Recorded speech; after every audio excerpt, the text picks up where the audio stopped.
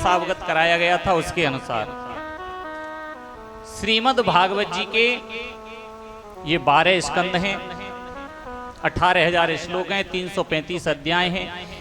इनमें कहीं न कहीं दास से भी, आपसे भी, वैसे तो ये कथा मैंने नहीं की, मेरे द्वारा तो आपको मात्र प्रवचन का लाभ मिला है। वास्तविकता में इस कथा को पूर्ण तो हमारे आचार्य अतुल विथरे जी ने किया है, क्योंकि इन्होंने 18,000 श्लोकों को महाराज यहाँ पाठन किया है।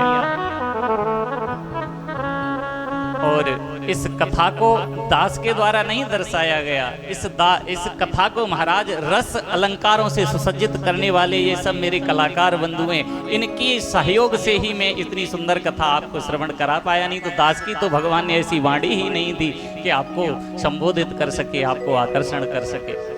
और यही नहीं, ये सब आप लोगों की मेरे ऊपर असीम अनुकंपा है। नहीं तो इस कथा को मैं सिर्फ अत्रि परिवार को सुनाता, लेकिन आप सब लोगों ने आकर के यहाँ भागवत को शोभायमान किया, अपने दर्शन मुझे प्राप्त कराए और इस कथा को भव्यता से सब लोगों ने श्रवण किया। ये तो प्रभु की असीम अनुकंपा है और आप सबका आशीर्वाद है दास के ऊपर।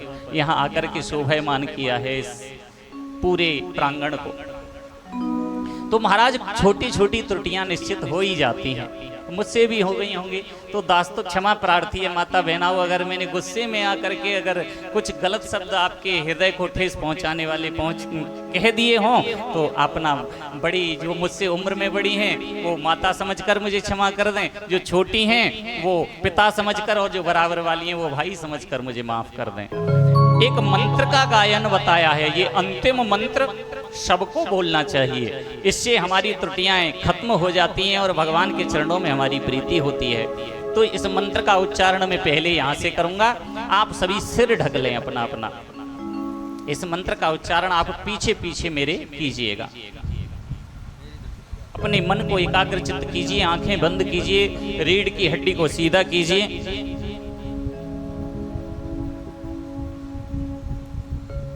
भगवान का बड़ा सुंदर स्वरूप गोलोक में बाल कृष्ण लाल राधा जी के साथ विहार कर रहे हैं।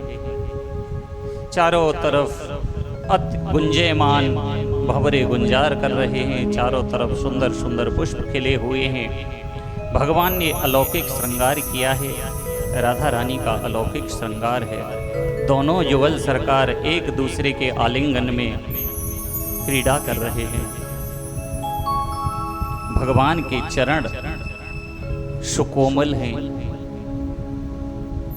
अर्धांगिनी राधा जी के चरण बड़े सुकोमल हैं। चारों तरफ हरी हरी घास खड़ी हुई है, चारों तरफ भगवान के गायें घूम रही हैं, मोर किलकार कर रहे हैं। कल कल करती यमुना भगवान के चारों तरफ घूम रही है। भगवान के भ्रमर रूपी चरणों में वंदन करते हुए आप सभी स्मरण कीजिए, हे गोविंद। नाम संकीर्तनम यस्य, नाम संकीर्तनम यस्य, सर्व पाप प्रणाशनम, सर्व पाप प्रणाशनम, प्रणामो दुख शमनः, प्रणामो दुख शमनः, त्वं नमामि हरिं परम, त्वं नमामि हरिं परम।